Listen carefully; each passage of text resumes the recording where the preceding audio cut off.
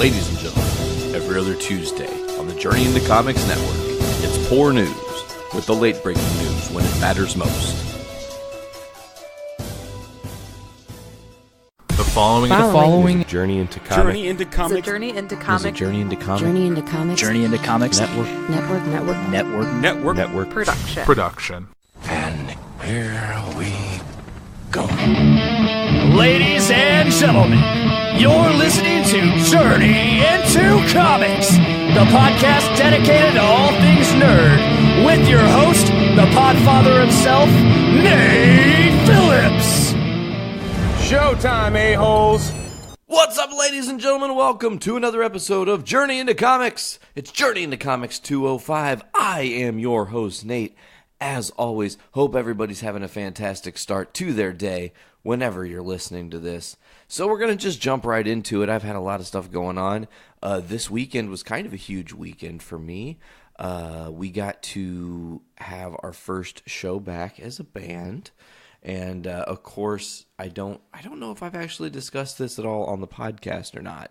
But we went our separate ways with our bass player. I guess there's really no other way to say that. And so now it's just the three of us, Veronica, Sarah, myself, going to shows, doing this thing. It's just the three of us being the band now. So it's kind of a different vibe. We've played some shows together like this three-piece setup. So there's like this like whole like there's a lot of build to all of this. So while I have been preparing the band for that show, Sarah has also had some stuff going on. She's working tirelessly for the Northwest Indiana Symphony and trying to get some shit together there.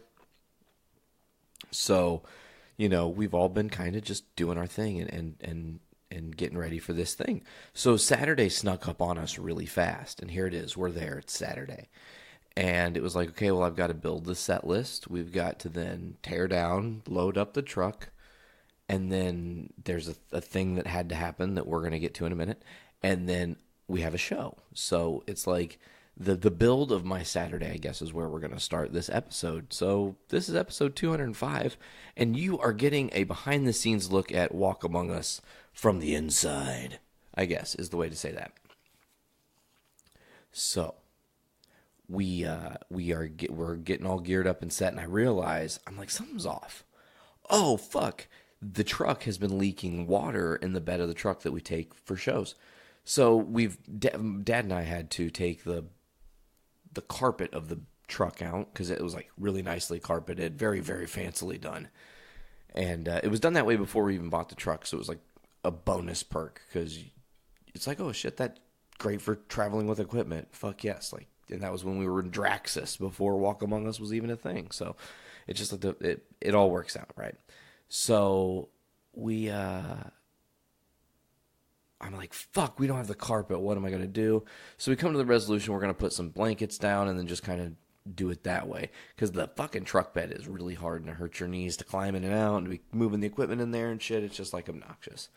So locked and loaded, the girls are ready to go. We get the truck loaded up. We drive down to Lowell because before we can even go to our show, Veronica and myself have been tasked with going to this Stars and Stripes division of the Navy SEAL Cadets in Lowell and being a part of this Facebook Live auction. And we were going to be like special guest presenters, you know, but we didn't really know what we were getting into. And I think that was kind of the start of the very interesting turn that was our Saturday.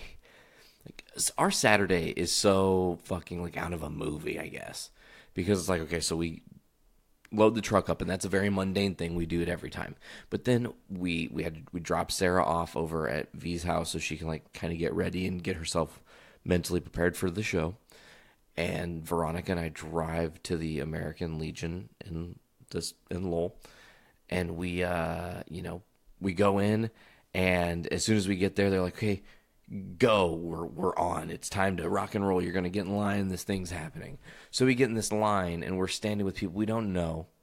Never met these people, never seen these people before in our lives, except for Renee, who had invited us there. And it's like, okay, well, you guys are going to be auctioning off some wine.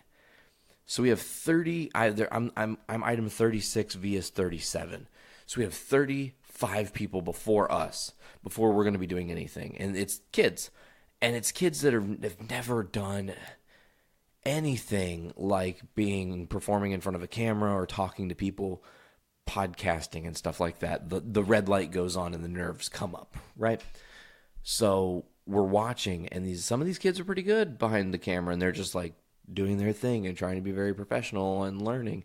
And there's other kids that are just like, man, there's this one little ginger kid, and he was like kind of like Psycho Sid, if you know that guy from professional wrestling, Sid Vicious. Because he kept like he would say, and this is the pie. Can we start over? This is the pie from. It's a Facebook Live video, so no, you can't start over. You're live, man. You're going, And he's like he fumbled through it, and it was kind of adorable and dorky, and like, man, I feel for that kid. Maybe hopefully one day he'll get behind a camera and have confidence, and it'll be great for him. So we do this thing, and it's our turn. And we get up on there, and it was very weird because we're in a room again. We didn't speak to no one, and no one introduced them fucking selves. No one said, "Hey, how's it going? How are you doing? What's up? I'm so and so. This is why I'm here." Blah blah blah blah blah. All these kids locked in. All the adults that were there locked into what they were doing, and we were just kind of walking ghosts. Like we were a part of a play, but we didn't rehearse with the cast. We just showed up for our part in the play, and just like, okay, and then we're done. We're done. So we get up there, and I had reviewed and like read this whole thing on the wine that I was holding because it's 2018. I'm going to use technology to my advantage, of course. So I like pull up my phone and I'm like reading all about it and shit, and I like get the important shit down, and I'm like, all right, cool. So we go up there, and I'm like, and this is item number 36. It's a Monarch wine from Lodi, California. It's got lovely blackberry, cherry, and raspberry notes with a dark robe that will just hit your nose with these fresh aromas. Bullshit. I guess it sold for like $35. $28 bottle of wine. So, okay, I made him a little bit of money. Not bad. V did this like Riesling wine as well, and then the same kind of thing. And then we were done, and we put the fucking wine down, and we left. We didn't say anything to anybody. We just fucking got the fuck out of there. It was so weird. It was so strange. It was so bizarre. So we go back to V's. We finish getting ourselves together, and it's time to go. And I don't know if you guys know this, but Sarah, Veronica, and I, that is, have some terrible luck when it comes to food. We just want our food a certain way. We like our food a certain way. So when it's not right, it's like, rage mode, I'm going to fucking punch you in the nutsack. Even if you don't have one, I'm so sorry. Maybe that was offensive. I don't really know. Anyways, so we leave Lowell, and we're getting ready to head to Lafayette for our show, our first show back, this variety show that the amazing Nick Maxon from Brews with Dudes put together. And it was an amazing lineup. We'll get there. So we go to the Wendy's on the way out of town, and I ordered a junior bacon cheese with no lettuce, light mayo. Sarah ordered like a junior cheeseburger and a medium fry. Veronica ordered a chicken sandwich, only cheese, and a medium Coke. Oh, and then I also ordered a lemonade. Okay, it was like $13. So we pull around, hand the money. It takes like somewhere between 6 and 7 minutes, and I'm like, man, for fucking fast food, motherfucking, isn't it always like really slow anymore? Like, how is it fast food when it takes me 10 goddamn minutes to get a Coca-Cola in your drive-thru? Now, that wasn't today. I wasn't having the Coca-Cola today. We weren't just having the Coca-Cola this day. We ordered things. So I get that it might take a little bit longer, right? But it seemed like it took for fucking ever. And maybe it didn't. Maybe it did. I don't know. So anyways, we receive the food from this lady, and we start leaving towards Lafayette. And Sarah's distributing the food in the truck to Veronica and myself. Or Veronica was distributing the food, and she goes, okay, here's the sandwich, here's the fry, here's the sandwich, here's your drink, here's my drink, we've got everything. Sarah opens up her sandwich, and it's fucking wrong. Unacceptable. And I'm like, let's just turn around. And she's like, I don't want to, she's like gearing up to get upset about it. And I was like, no, seriously, listen. This is show day. and it's our first show back as a band. We haven't played in a month, and I want it to be great. I don't want to be any negative energy whatsoever. I want us to be fucking zen the whole time. So I'm like, I'm turning around. So I turn around, we go through the drive-thru, and I politely say to the lady, I was like, hey, look, the sandwich is wrong. We ordered a junior cheeseburger. This is a junior bacon cheeseburger. If you guys don't know the difference, a junior cheeseburger at Wendy's comes with ketchup, mustard, pickle, and onion. Notice I did not use the word mayonnaise when I said that ketchup, mustard, pickle, and onion comes on the junior cheeseburger, right? So, when Sarah got her junior bacon cheeseburger and it had mayonnaise on it, the sin word, as it were, mayonnaise, she was not very happy, and she did not want that. So I tell the lady, we got to get switchy. She's like, do you want a free Frosty or something? And we're like, no, not really. It's not even about that. Like, we don't want extra shit. We didn't come through to get free shit. We came through to just get the thing we paid for, and then we're going to go about our business. We have other shit to go and do. I don't have time. I really don't have time to sit here and, like, wait for you to make me a Frosty and then wait for, oh, now you're going to try to throw me in a medium fry or some shit. I, like, appreciate the idea of that. Sometimes I just want you to get it right the first time and it be right, especially if it still takes you 6 to 10 minutes to get my order together. Like, I feel like if I was in the fast food industry again at this age, I could be ultra efficient just knowing that you have to be ahead of the game in order to be in the game. Every fucking fast food industry person I know now waits until shit's not in their bins and whatnot, and then goes, oh, fuck, we're on chicken nuggets. Hey, you didn't have to tell that car that ordered a 20-piece? Yeah, you're going to have to pull them because we're out of fucking nuggets. And that's 4-minute wait. You're going to have to tell them. You're probably going to have to give them a free fry. They're going to be pissed. And that's how it goes, really. I mean, that's really how it is, too. So it's just like, I don't understand. So they give us the right sandwich. We're like, okay, cool, good. We eat. The food was great. Actually, I was pretty sure I finished my burger before we even hit the drive-thru window. I'm a bit of a hog when it comes to, like, eating in the car because I just want to be done because I'm driving. I don't want to be managing a burger while I'm steering the truck and fucking careen us into the ditch. You know what I'm saying? I would prefer just to, like, quickly smash the burger, even if it maybe is bad for my health and gives me indigestion and shit like that, like, and then be able to just safely drive. You know what I'm saying? So we leave the Wendy's. We're driving to Lafayette. We made really fucking good time, like shockingly good time. I told Nick we were going to be like pretty late. I think we were only like, maybe we were like 10 minutes early or something. I think load-in was at 6:30 and we got there at like 6:15 Lafayette time. So me telling him we were going to be late was fucking pointless because we got there right on time. It was great. And then we got to just kind of hang out, and it was great to talk to Nick, catch up with him. He showed me his awesome new fucking badass camera setup that they're going to hopefully be utilizing for Brews with Dudes here in the near future. I mean, it's fucking radical. I can't wait to maybe someday get the system myself so that we also can have that because, boy, it's fucking sick. Like, it's super cool, and he showed me, like, gave me the rundown and whatnot. It was great. While I was there, I also got to meet and discuss and talk to a gentleman who has been featured on several episodes of Brews with Dudes. He's been revitalizing the north end of Lafayette, Mr. Casey Taylor from North End Pub. I want to give a special shout out to him. He's a huge wrestling mark, and so we got to like nerd out about wrestling. We're going to plan some huge crazy thing possibly, and we're going to be talking about that on a different show, on a different day when it's all ready, and that's not now. So anyways, let's get back into what has all been going on. So I talked to Casey, and Casey was like kind of like grateful that I created the network and whatnot, like because Brews with Dudes then gave him an outlet to talk about things he loves, and you know, then we got to bond and talk about Journey into Wrestling and all those things. Also mentioned that it was like NXT that night, so he had it on the big screen. It was absolutely phenomenal, actually. I'm going to take a quick drink of water, folks. Do not be alarmed. I did not die. The silence is not, it's not the end of the episode or some crazy shit. We're probably only a few minutes into this thing. I can't see the time is behind me, but I'm going to get a drink of this water because I'm a little bit parched.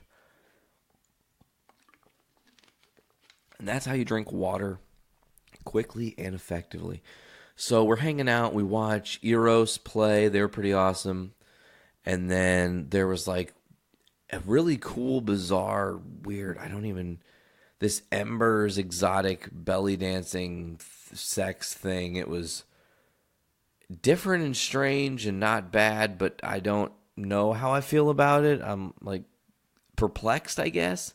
Because like maybe it's for me because I'm not like quite like that kind of an exhibitionist. Like I might be an exhibitionist in the way like I want people to hear me talk and hear my voice and enjoy what I'm saying and maybe take something away from my conversation, you know?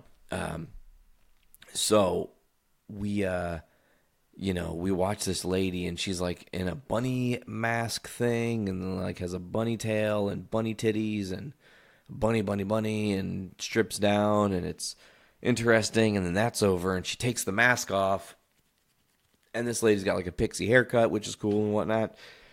And then she starts like very sexually blowing up these like balloons, like little balloon, like you know how clowns make the little balloon animal dude fucking thing. She was doing shit like that, making poodles and shit.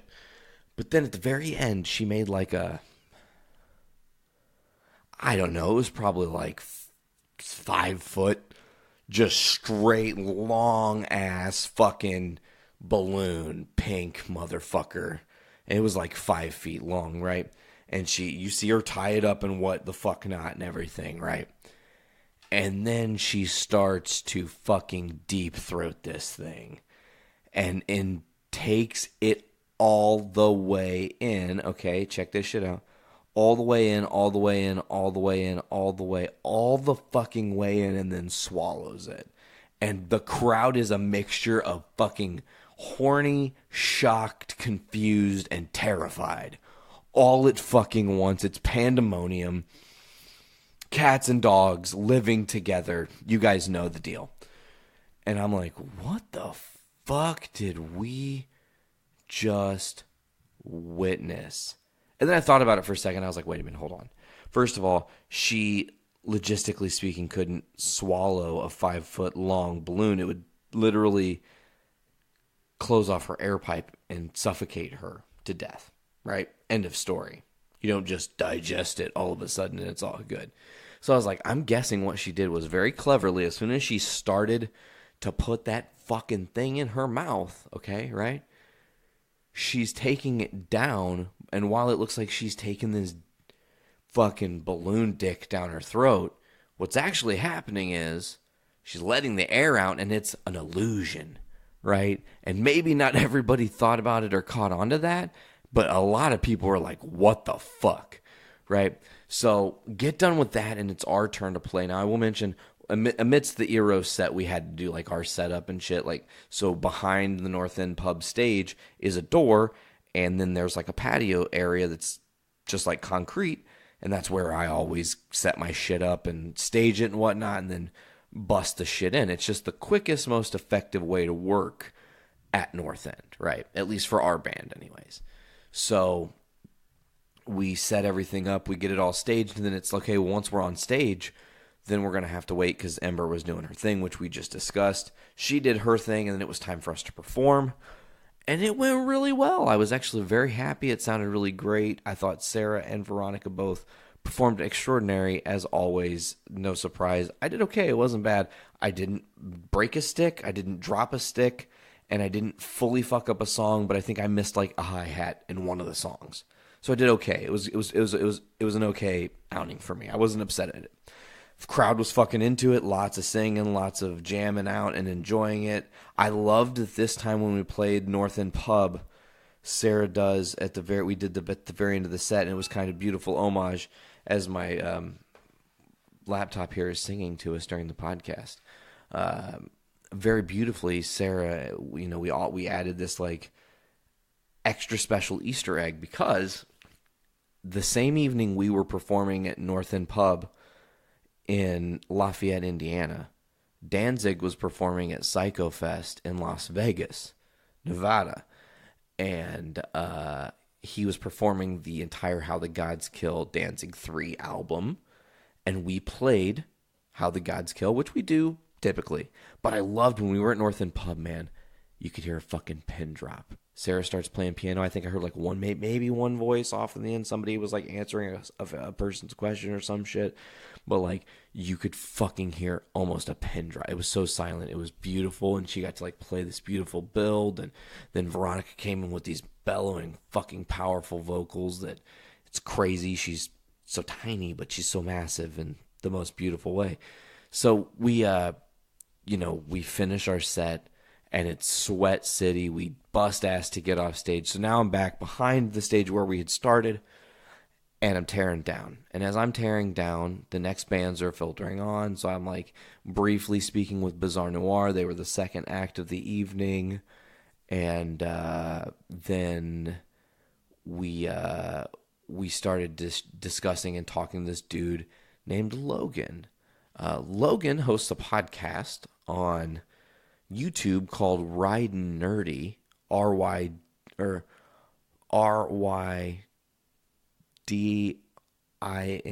I guess, Nerdy, I think. I didn't actually look that up. Maybe I should look that up right now on the podcast live. Let's do it. Fuck it. YOLO, right? So anyway, we were talking to Logan, and Logan's a super fucking nerd in the best way, okay? So, Ridin' Nerdy podcast. Oh, hey, Ridin' Nerdy. Here we go, yeah. So you can get Ridin' Nerdy on YouTube. They talk about stuff. They got some podcasts going on and whatnot. You guys can check them out. But anyways, Logan also is in this dope band named Zephaniah. They've got like this Dragon Force meets 3 Inches of Blood vibe to them, and he's a very powerful vocalist. And we were talking, and he asked Veronica, he's like, did I hear you're operatically trained? And V's like, yes, of course. And he's like, me too. I performed opera. It was great, and it made sense because he's in Zephaniah. He has this like phenomenal voice, so it actually like totally made sense to me. So we're backstage, we're discussing with him, we're catching up, we're, learning about this gentleman. I had never met him before in my life, but we became like instant best friends. He has a fucking TARDIS tattooed on his fucking chest, or the middle of his fucking chest or whatever. So it's like, Jesus, he's like dedicated to whatnot. And we were laughing because like literally the day before we had dropped Gallifredio. I hope you guys went back and listened to that. If you're a Doctor Who fan and you haven't checked out Veronica, Sarah, Lauren, and myself's new podcast, Gallifredio. It comes out every other Friday. So it just dropped a couple days ago. Means in 2 weeks you're going to be getting episode 2. We got some big stuff coming there as well. So anyways, talking to Logan, we're tearing down. We finish our tear down. We're getting ready to load up the truck. We're loading the truck up. We're finishing loading the truck up. And as we're finishing loading the truck up and we're talking to Logan, I see Nick Maxon, and he's walking towards me. I'm like, what's this motherfucker doing? What's he up to? And he walks over to me, and he's like, hey, man. And I was like, how's it going? He goes, I have this for you guys. And I'm like, hey, what the fuck is it? He goes, well, it came a couple days ago, and it's addressed to y'all. And, yeah, I don't know. I have no idea. And, dude, let me tell you, and I'm not going to, like, go into extreme detail. You'll probably hear it some other time. I don't want now to be the total story, because I want to kind of keep it a little bit special for this person. But we got this, like, amazing letter sent to us from a fan who had thoughtfully, instead of trying to find where we live, thank God, he decided to see our recent events that we were going to go to, sent a letter to where we were playing, got it right. That's a good thing, right? And then we got to like have this really, really out of existence experience where I'm reading this note and this guy's just saying how he's thankful for what we're doing and how we're interpreting this music, and really fucking validating a lot of the things that I wanted out of this band, and like to know that the most important part of what we're doing is paying tribute to the music of the Misfits. It's not about Veronica's trying to be Glenn Danzig, I'm trying to be like Robo or fucking Joey Image or any of those guys, like, or Sarah's trying to be like fucking Doyle. It's none of those things. It's us trying to make the music be the fucking mega star. That's why we don't got no crazy setup on stage. That's why we don't do nothing but just fucking jam. Because it's about the music first, right? So to get this fan letter is like really validating, and it was really humbling. Like, it was mind-blowing. We're going to be, we have some stuff we're going to be sending back because he gave like a little return address thing that we can send. It's cool. It's fucking cool. Right? It was really bizarre, and it was another thing that was very humbling was this is something I had no idea was coming, and I experienced it with a new friend, Logan, and my homeboy, Nick Maxon, who, put the show together, puts a lot of work into it, puts a lot of work into our network, you guys. He's not just building his brand when he's building Brews with Dudes.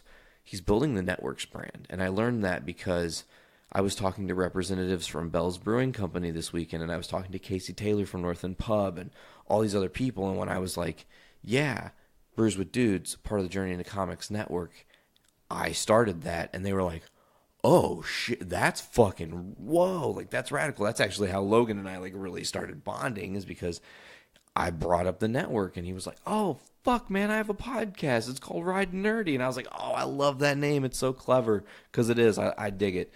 So, and I was like, hopefully I can find you on YouTube and I don't accidentally get a bunch of like Weird Al videos, which I didn't. I've very easily found them. So that made me feel pretty good, right? I mean, you can't beat that, as it were.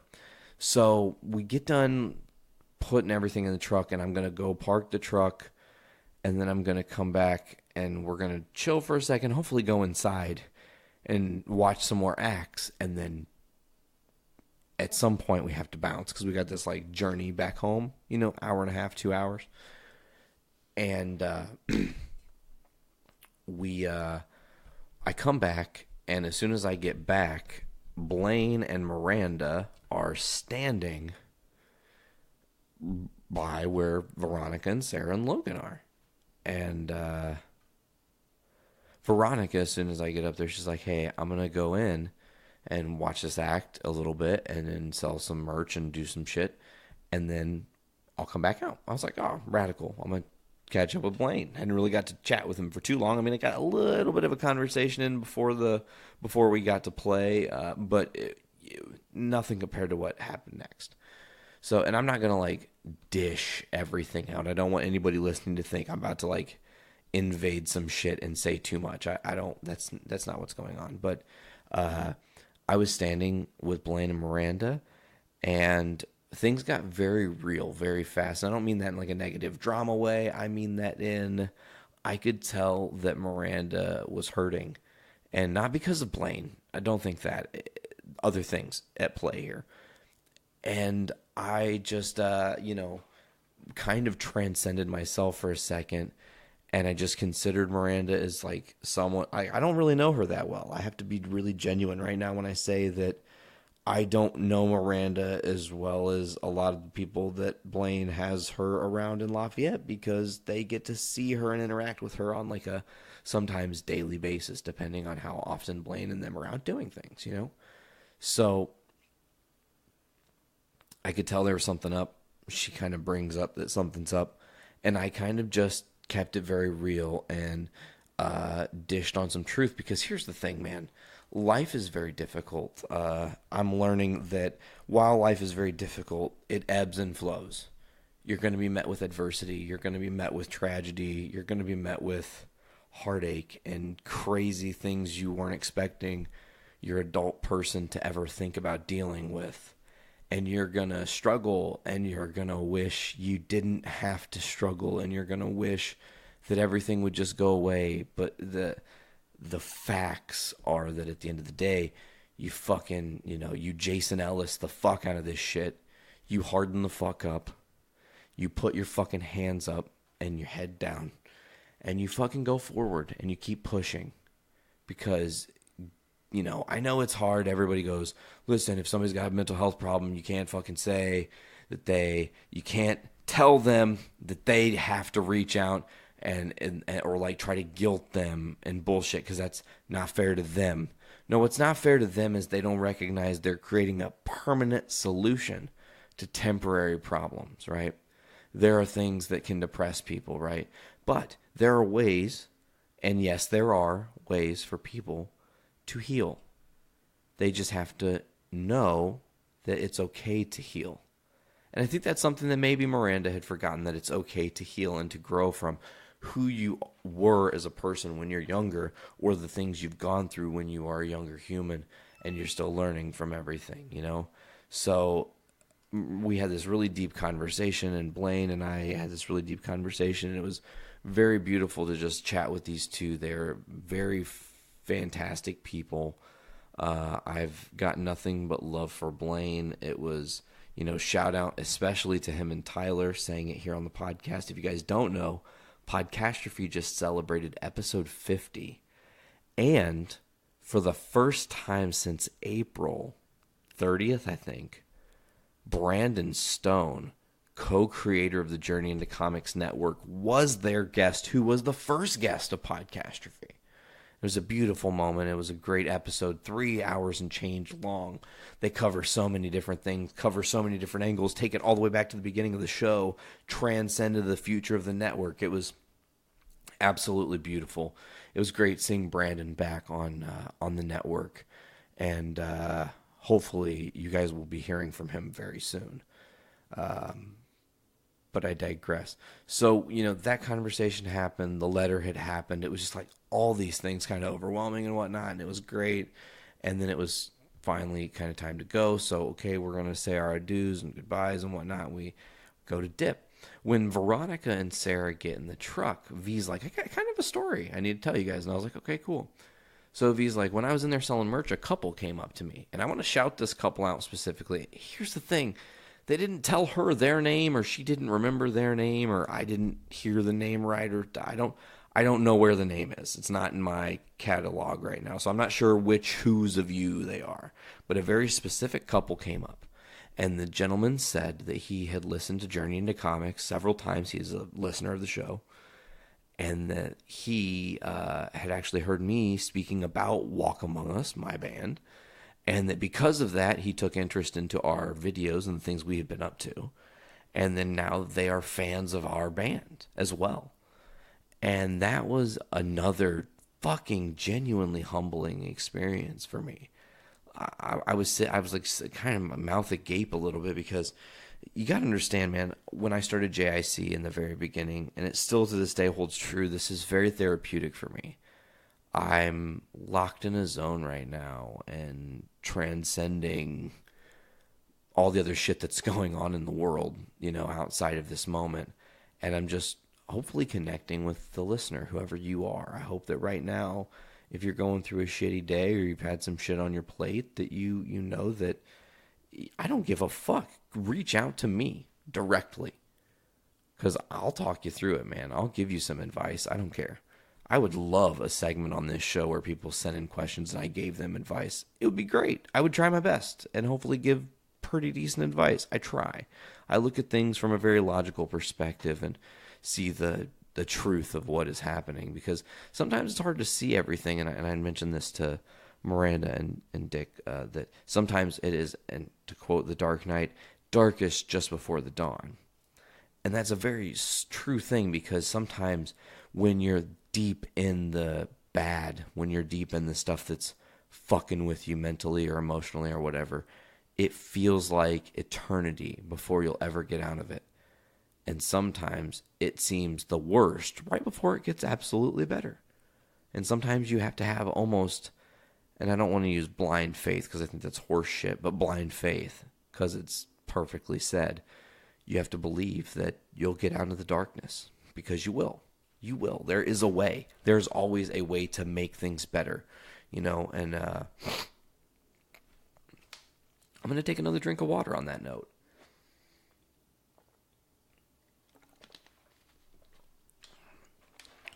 So we departed from Lafayette. We got that story. Shout out to the couple that the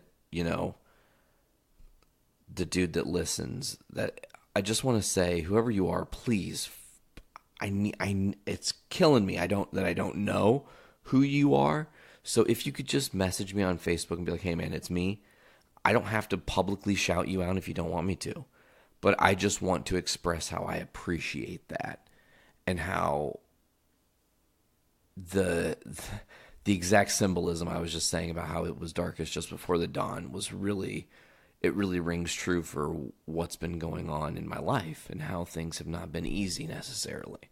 And losing our bass player was difficult. As I said before, we had played without him before, we had been able to do it in circumstances where it was a necessity. Hey, we got this really great opportunity. We can't pass it up. But Rob can't do it. And Rob at the time was a very selfless individual, and I think he is a very selfless individual.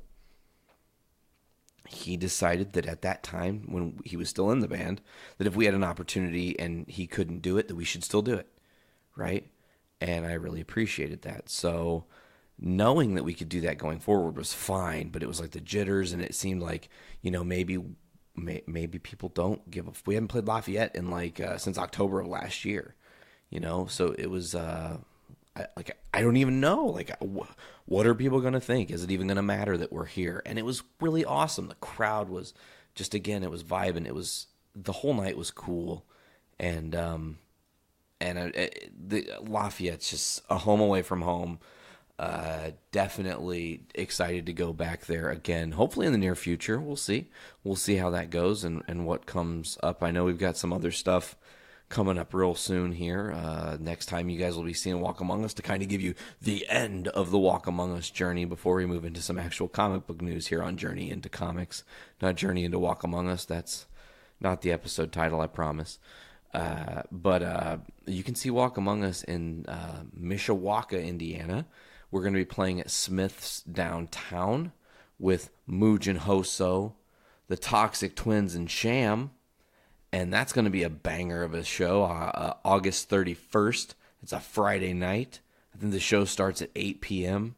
I'm not sure on the set where we are. Possibly second to last. Possibly first. Who knows? Who fucking knows? Whatever. It'll be a great show. It's going to be a lot of fun. Really looking forward to that show specifically. Then on September 7th, we're in Mulberry, Indiana at Shakedown 4. I know we're playing with Shiza and Misunderstood and Abercorn, I think was one of them. And yeah, those are the ones I can remember. Tronald Dump was another one for sure. But I know that Brews with Dudes is doing a very special live podcast both days possibly from Shakedown 4. So very awesome that Journey into Comics Network yet again kind of infecting a lot of the bigger events that have been going on. I'm really genuinely super proud of Brews with Dudes for the amount of work they've been putting in and the return they're getting on their podcast because people are taking note, and Brews with Dudes is a brand to be reckoned with. And I think you guys should be listening. If you're not listening to Brews with Dudes, maybe you're not a craft beer guy. This show will make you a craft beer guy. I promise. Or gal. Fuck it. Girls can drink beer. Anybody can drink beer.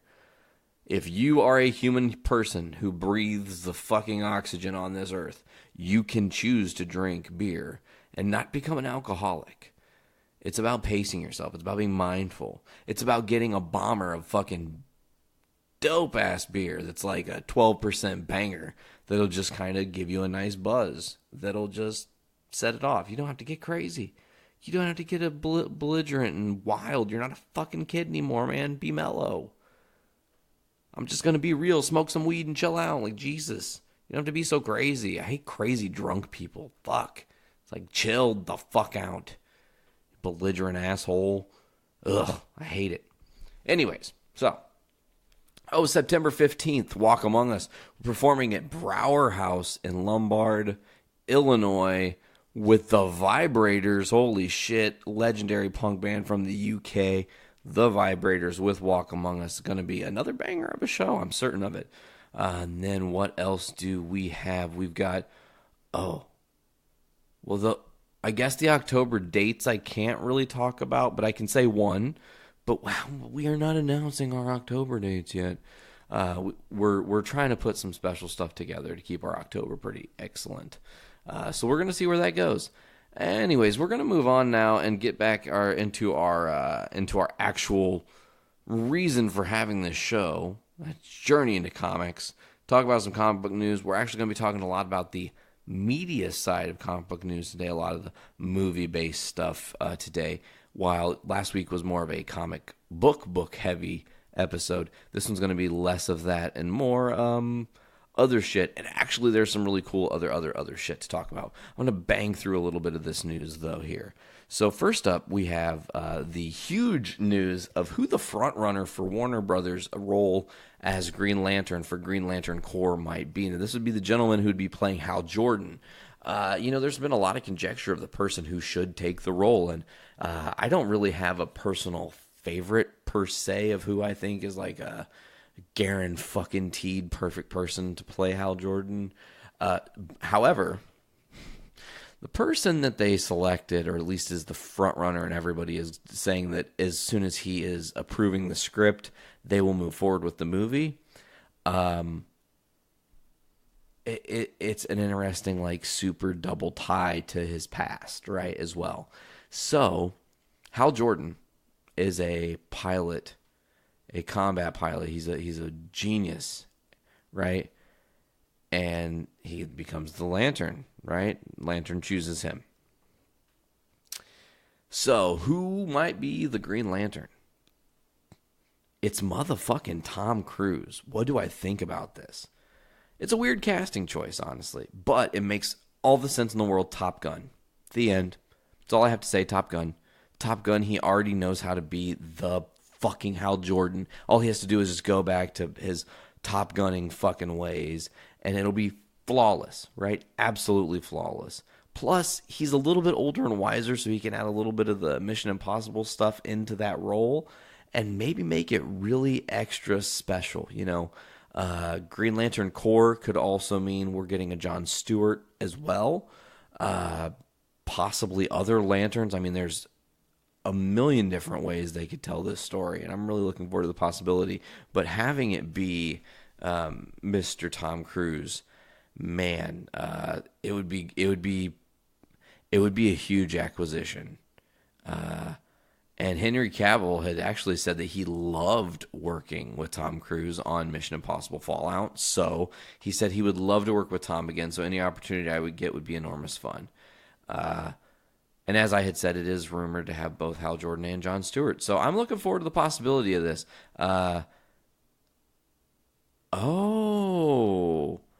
Interesting. So here's the interest. I'm just perusing a little article that I just pulled up about this Tom Cruise news. And it's from comicbook.com, and it mentions that a blind item from the celebrity rumor site Crazy Days and Nights states that Tom Cruise was in talks to star as the lead Green Lantern, but with one major caveat.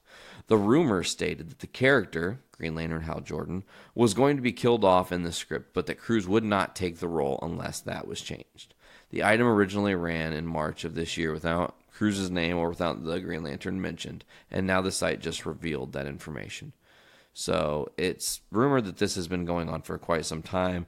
Christopher McQuarrie in talks to join the film. He's a collaborator who's frequently worked with Tom Cruise.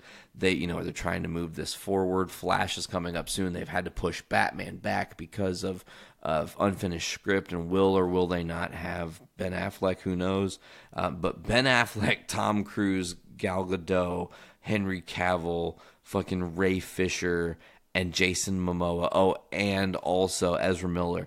That's a pretty legendary, massive fucking Justice League that genuinely would have me jacked. So my thought here is, if I'm looking at this right, if it means that Hal Jordan was going to be killed off, then that means that they would be giving Jon Stewart the role of Lantern in the Justice League, and that was going to be their kind of like switch up move to kind of keep people guessing and off their feet. Oh my God, they killed off Hal Jordan and now Jon Stewart has to be the Lantern, and we didn't really take stock in Jon Stewart, so maybe they'll flip-flop it. Who knows? I don't know how that's going to go. But we're going to keep on with some DC news here, folks.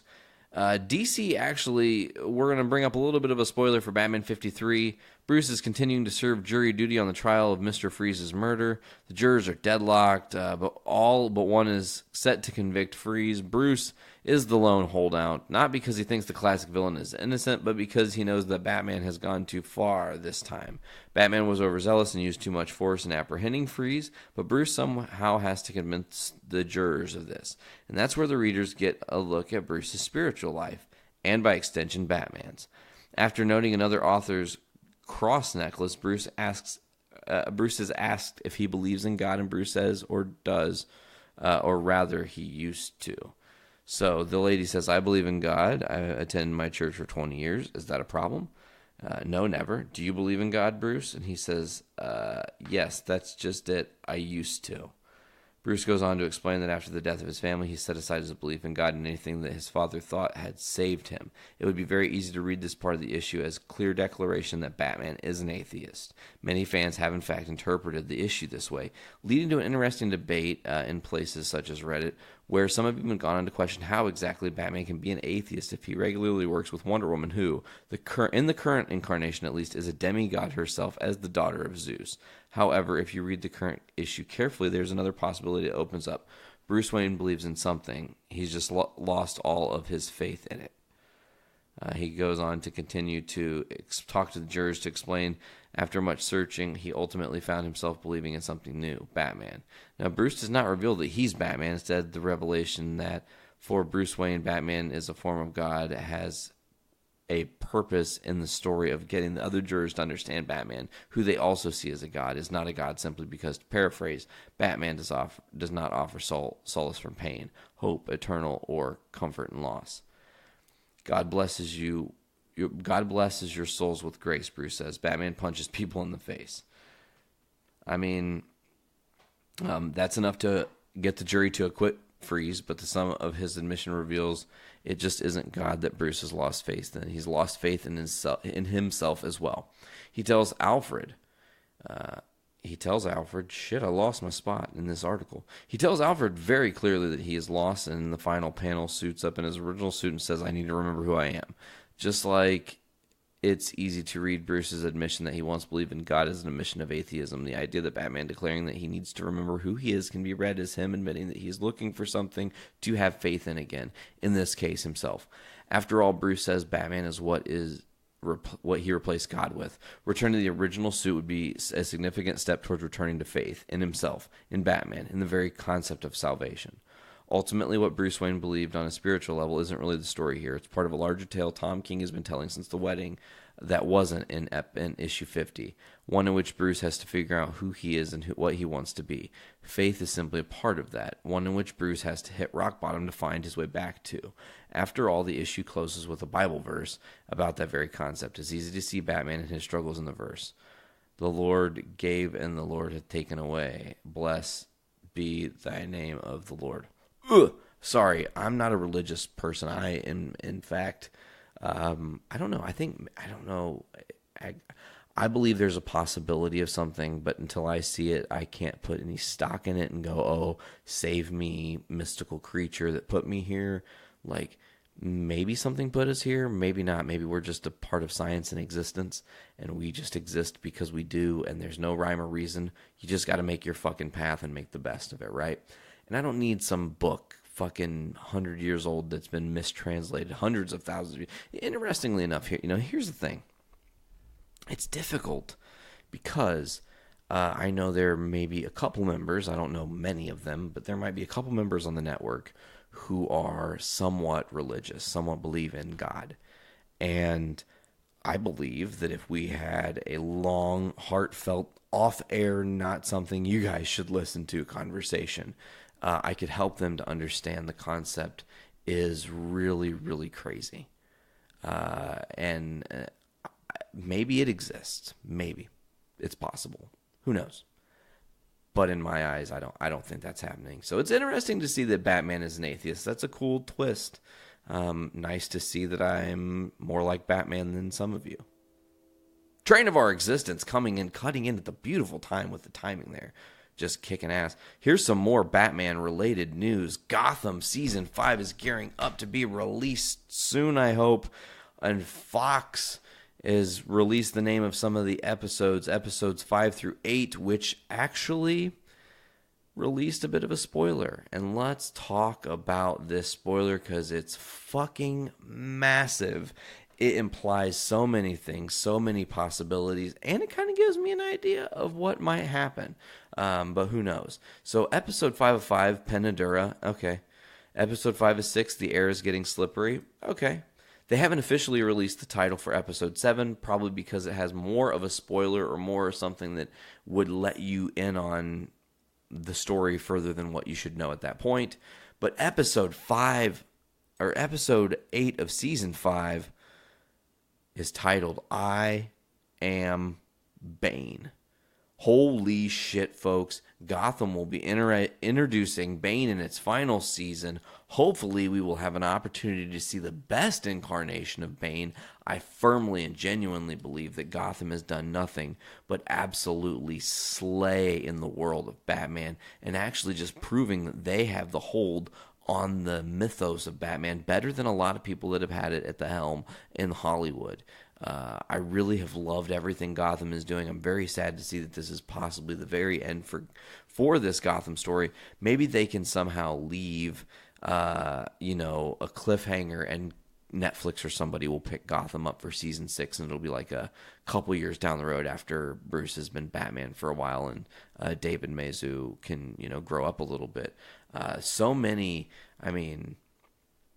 you've essentially got the Joker, Penguin, Riddler, Catwoman, Poison Ivy, and possibly Bane appearing on Gotham, as well as Ra's al Ghul, Scarecrow, Firefly.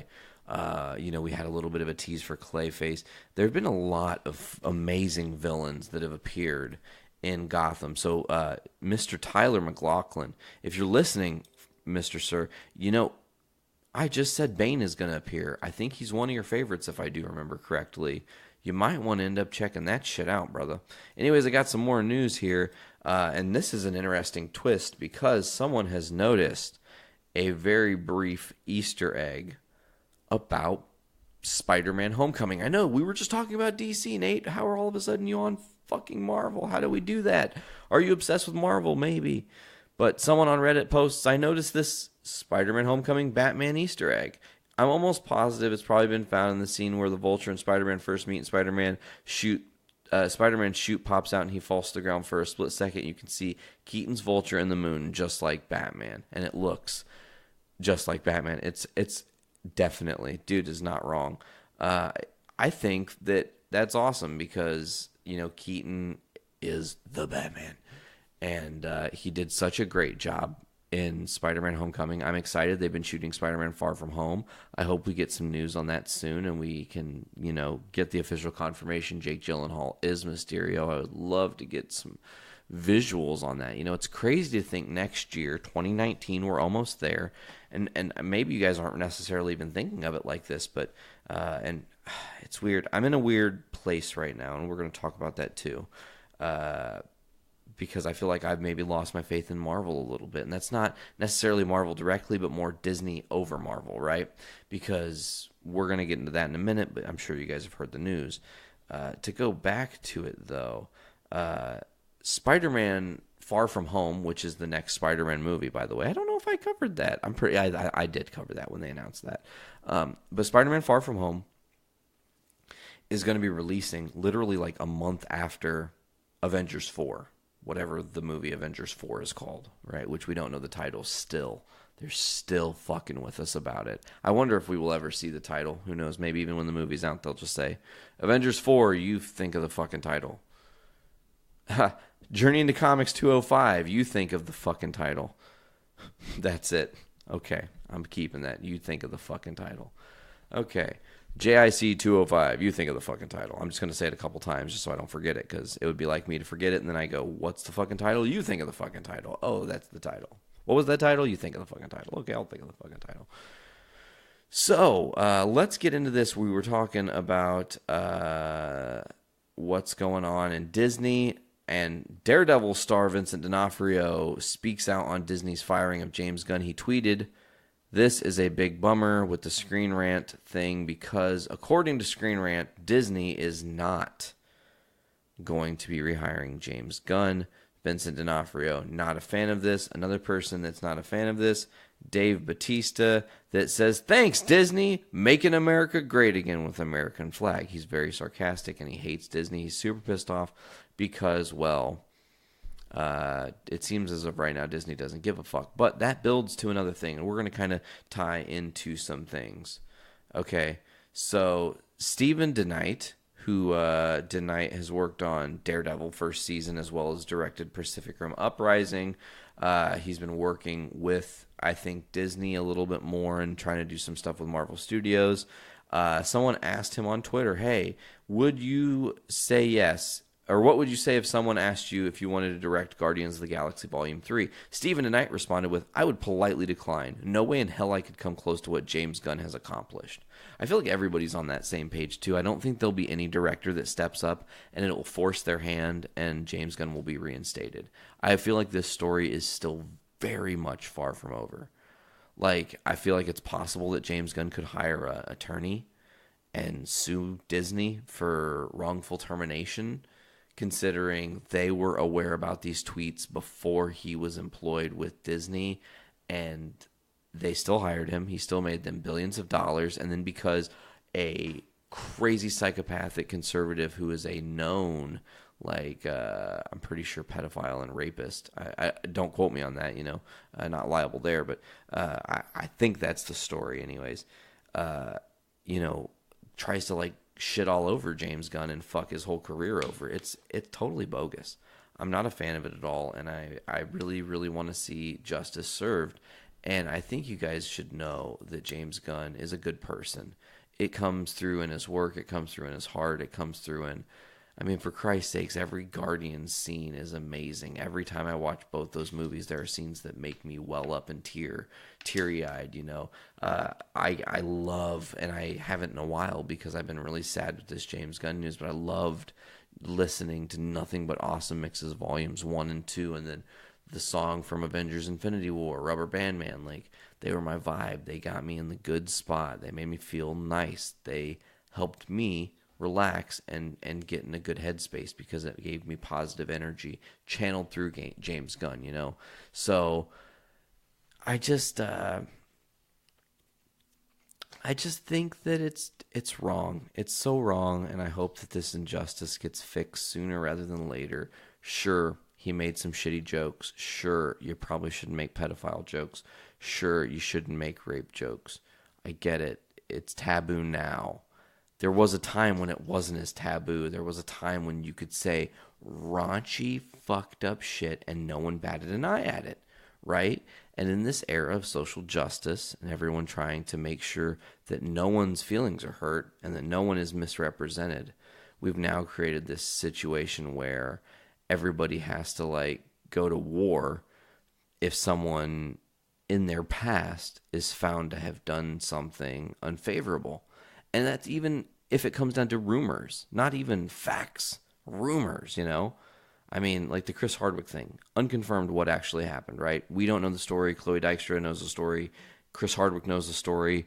Other than that, no one can officially say because it was their shit. We should stay out of that, I would say.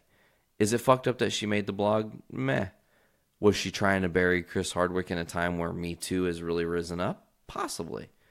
Could she be silenced herself because something did happen and he has the right people on his side defending him because he's Chris fucking Hardwick? Could be. I don't know. I don't know the answers to those questions. It's all conjecture at this point, honestly. It really is. So, I think that only time will tell. And I love that Stephen Knight stands up and says, no dice. I would not be joining. I would not be partaking in that at all here. So we're going to kind of stay again in the Marvel world, but we're going to shift gears just a little bit here. You guys, there's this movie that I really shit all over, and it was Josh Trank's reboot of Fantastic Four. It came out a few years ago. It didn't make a profit at the box office. It was a terribly conceived movie that had no real plot point, that made no fucking sense whatsoever. It was just like a bag of what the fuck thrown into a blender of weird as shit, So Jeremy Slater, who worked on that reboot, he was actually the writer for the movie, apologized to Marvel fans, tweeting this. He said, "In meetings, I always joke that I was raised on the two Stevens, that's King and Spielberg, and that's not far from the truth. While other kids were playing sports or doing whatever cool kids do, I was spending the nights in the Overlook or hanging out in the sewers beneath Derry 2. Or beneath Derry 2. That's the second part of his message. And when I finally got my foot in the door, I only had 3 dream projects on my bucket list. One was Marvel. Sorry about that one, guys. One was Star Wars, and the third, of course, was Stephen King. And any one of those jobs would let me die a happy man." I wish they would have added the rest of that, but they didn't add the rest of that conversation. I'm going to click on it to see if I can get the rest of the... Okay, so he says, "Now, 30 years later, I'm beyond thrilled to be a part of a team bringing the Tommyknockers to life. It just feels right, like coming home. And most of all, thanks to Stephen King for the lifetime of incredible nightmares." 4 of 5. "I can't wait for you to visit Haven. It's a hell of a town. Just don't go in the woods." 5 of 5. And that's it. So Stephen King's Tommyknockers gets writer Jeremy Slater for movie adaptations. They're going to be writing a movie. Exciting. Could be great. Who knows? So Fantastic Four, right? Not a good movie. Here's an interesting twist. Tim Miller's version of Deadpool 2 was going to actually feature the Fantastic Four. And how do we know this? Alexander Lozano released a picture. He's an artist. Alexander Lozano releases a picture of the Fantastic Four, The Thing, character design. Tim Miller version of Deadpool 2 at 5/5. That was May 5th. Tim Miller was very precise when it came to the description of The Thing. He wanted to make sure that I orient myself in the design as close as possible to the comic template to finally give us, the fans, what we always wanted to see on the big screen. It may sound surprising, but the supposedly simple task turned out to be a major challenge after several failed attempts that originally assumed. For the sake of my reputation, I will spare you all those design errors. It's clobbering time. And it's an awesome picture of Ben Grimm. And then, if I can move the mouse, it's Ben Grimm with with his chest exposed, and there's one with him with the Fantastic Four vest on. Looks pretty awesome. Man, that would have been crazy if Deadpool 2 would have featured the Fantastic Four. Like, that would have been some crossover shit. They could have rebooted the Fantastic Four on Tim Miller's back. Would have been awesome. But I think, David Leitch, I think he did a fantastic job on the Deadpool 2 movie. I just watched the Super Duper cut. That's something that's not on script that I'm going to add to the show today. Just watch the Super Duper cut. Oh, shit, that's an audio that we don't want playing here. Just watch the Super Duper cut of Deadpool 2. I'll get it out eventually, folks. Don't worry.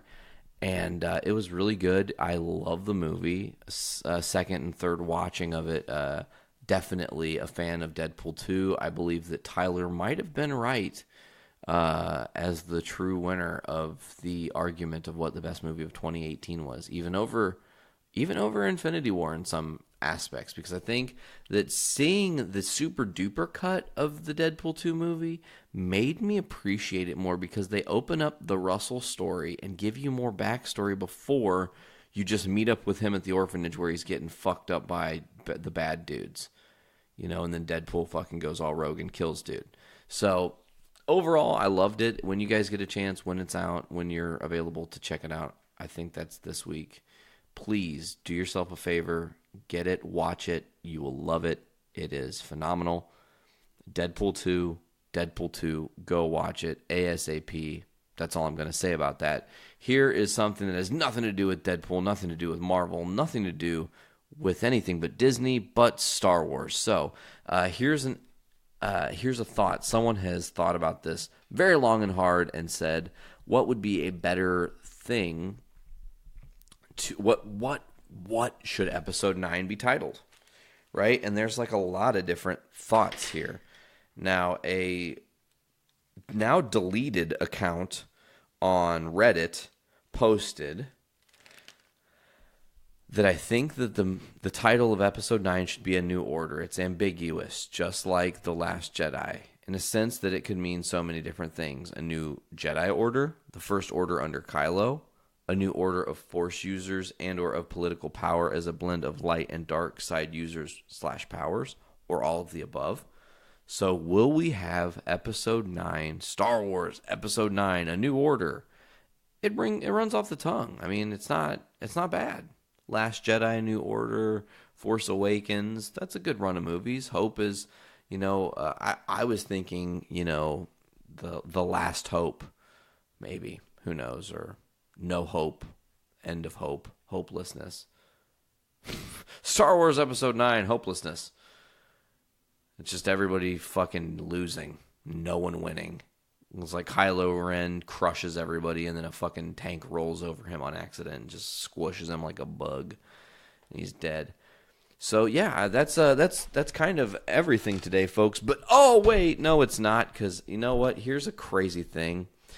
I totally, okay, and this is something that was not planned. I totally got into a new show. And it's not that new. I guess it's a couple years old at this point. But when we were painting and working in the kitchen, I put on this show called My Hero Academia. It's supposed to be like a superhero show. It's anime. It's adult-oriented. It's not necessarily like a show kids should even be watching. There's a lot of adult themes and language and content and stuff. And titty grabbing, which was very bizarre to see in a cartoon. Was not necessarily expecting that to be on my television. We'll get to that in a minute. But I'm going to... I guess probably won't get into that in a minute.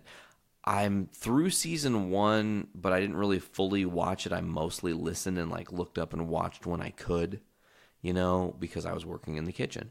But I listened to the whole thing, and I saw a lot of the major moments, and I would stop to take breaks to get in the big parts of the story. Each episode's 22 minutes long, so it's quick, it's brief, it's pop, pop, pop. You can get through it, So My Hero Academia, what is this show about? Essentially, it is about how there was a chosen one, and this chosen one got something called a quirk. And a quirk is essentially like a superpower, and he was the first. But in the era that we are in now, 80% of the Earth's population has quirks. And it's kind of just like a job. Being a superhero has just become a job. Just like being a supervillain is kind of a job. But it's just like being a mobster, essentially, right? So all these people have powers except for 20%.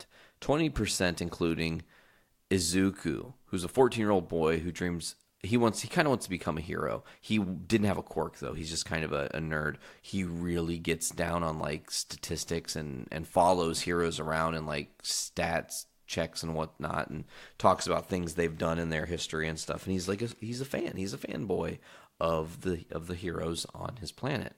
So one day he's walking home from school. He gets attacked by this bad dude, but the amazing hero, the Superman of this world, All Might, saves him, and he's known as the symbol of peace. Before All Might leaves, Izuku kind of goes, he's like, Mr. All Might, do you think, could I be a hero without a quirk? And All Might's like, well, it's cool to dream and all, but you should not confuse your dreams with reality, and he leaves. So Izuku's walking home, and he spots his bully, Katsuki, getting messed up by some sort of villain wreaking havoc using Katsuki's body kind of as a medium, and he goes to save him. And All Might recognizes that, Izuku is selfless. He wants to just save and help these people, and he doesn't have a quirk, and he's going into battle to die, essentially. So All Might steps in, does the right thing, saves Izuku and Katsuki's lives, and then you get deeper in, and All Might kind of appears and says, "Hey, thanks for being so brave. You were really great out there, kid. It's amazing that you don't have a quirk, and I think that it is true. I actually have a way that you can become a hero, but." You're not going to just be any hero. You're going to become the hero you admire most, All Might. All Might is going to give his strength to Izuku. He tells Izuku, he's like, look, you are worthy to inherit my strength, so I'm going to give you one for all. It's passed down. Once you are in full control, I don't have to be All Might anymore. You can become All Might. And that's where the story is really great. And that's and that little bit of setup is really all I'm going to leave you with. I'm not going to give you guys a bunch of like spoilers into the show and stuff. There's some like building up stuff. I guess there's a couple other things I will mention before I stop talking about it. So Izuku has the All Might power. However, his body doesn't know how to handle it yet. So like he's extremely powerful, but anytime he uses the power, like if he powers up his fist to punch somebody, as soon as he punches him as hard as he can with this All Might punch, he shatters his fucking arm, and it's completely useless. And then he's got to charge up and use his other arm, and then both of his arms are broken. Then he only has his legs, and so he's got to use the All Might power very carefully until he learns how to zen out and channel it properly, right? So essentially, to become All Might's successor, he makes Izuku train, and he makes him clean this beach. He's like, look, it's too flashy nowadays. Hero shit's all flashy. It's all bullshit. We don't need to have that anymore. You need to just go old school and like help the community out. If you can help your community out, they're going to be grateful and whatnot. And that's where Izuku kind of like pushes himself, and he's like, if I can do this, I can do anything. And All Might goes, look, you've got it, because the day of the exams, which there's the UA, which is the Heroes Academy, is where Izuku is trying to get in. If he can get in and get into this school, he can have an opportunity to learn and train to become a hero. They go through like all these rigorous superhero trainings, just like in a college. And then you can have an opportunity to become a super in the world and help save people. So that's pretty much where I'm going to leave you off, because is he going to get through the exams? Is he going to be able to be a hero when he doesn't have control of his powers? He doesn't know what he's doing with it. If he flicks somebody with one finger, his one finger shatters into millions of little pieces. Not actually like breaks off of his body, but it's fucking extremely broken. So he has to constantly like be healing and stuff. But the one beautiful attribute about Izuku is he's a total underdog. He doesn't ever intentionally try to do the right thing, but always seems to come out on top. And he's just a very lovable character. This is a highly, highly, highly recommended show if you're a comic nerd. This originally was a manga in Shonen Jump, and I believe that you'll be a huge fan of it. The list of characters, the cast of characters, the story they're telling is great. There's 3 seasons on Hulu right now. I do believe a 4th season is about to be coming out, like in regular syndication here very soon. So I just, if you get a chance, you have Hulu, check out My Hero Academia. It's 13 episodes, 20-some minutes an episode. It doesn't take you that long to get through. And you will be just absolutely entranced with how great and fun the show is. And I was correct. Chris Sabat, the guy who does Vegeta's voices All Might as well in this show. So, and a lot of other amazing, talented voice actors and actresses. Excellent. So yes, that's all I'm going to say about My Hero Academia. And I think we're going to be, yeah, fuck it. We'll go ahead and get out of here now, folks. This has been a Journey into Comics episode here on a beautiful Monday. Hopefully you guys are having a great one. If it's Monday when you're listening, you might be listening later in the week. I don't know. How do I predict that shit? I shouldn't. So let's go ahead and get ourselves into the end of the show, where I'm going to do the plugs, folks. I'm going to slow it down this time. Veronica's like, look, you've done it so many times. You do those plugs so fast, people probably don't hear you. You should slow down about it, so I'm going to slow down. Folks, if you're listening to Journey into Comics right now, that means you know about the Journey into Comics Network. Every day of the week, Monday through fucking Sunday, we release new content. Okay? Tomorrow, Poor News. Okay? Wednesday, Journey into Wrestling. Thursday, Podcast for 51. Friday, Kids for Sale. Saturday, Brews with Dudes. Sunday is the best of the week, giving you guys highlights of shit. You can find us on journeyintocomics.com. That's the main feed. That's where you guys can visibly look at what our network looks like and what our vision of the network is. If you haven't been there, I do suggest you maybe check it out once in a while. Don't just be on iTunes. If you're on iTunes, you're not actually seeing like every show's logo, and it might be kind of lame for you. So I would genuinely suggest you download Podbean. Get it. Get yourself Podbean. Or you could also, I think I'm pretty sure that on Spotify also you see the actual logo of each show, right? And that's good because it allows you to see the vision for that show and kind of what that show represents. Also, you could do this, and this is another thing that, I would really appreciate more than you guys probably could even understand, would be if you go to our Patreon. Go to patreon.com/journey into comics.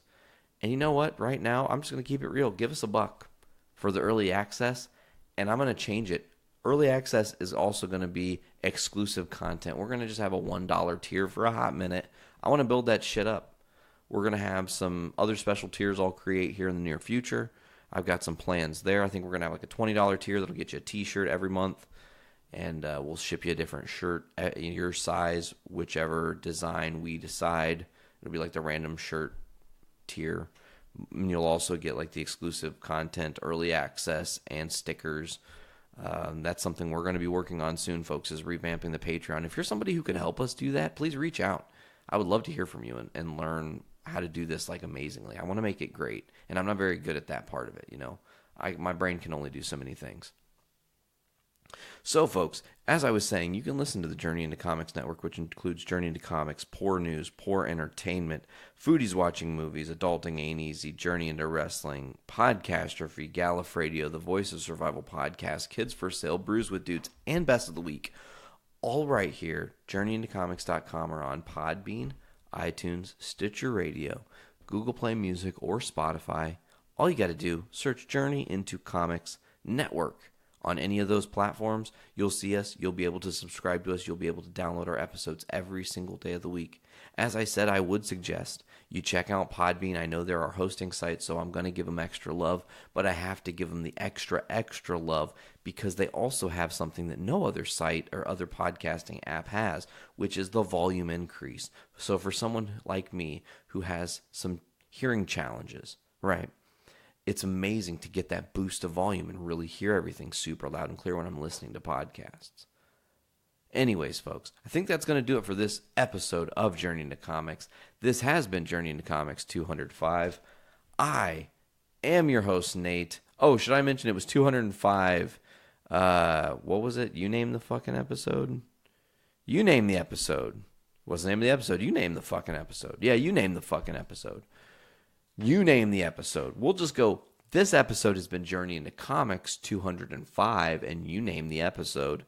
And that's how it goes, folks. We will check you guys later. As always, do me a favor. Saw your brain holes open. Fill your brains with that shit. Oh, later, by the way. Later. I hope you guys all had a fantastic episode experience. Fill your brains with shit!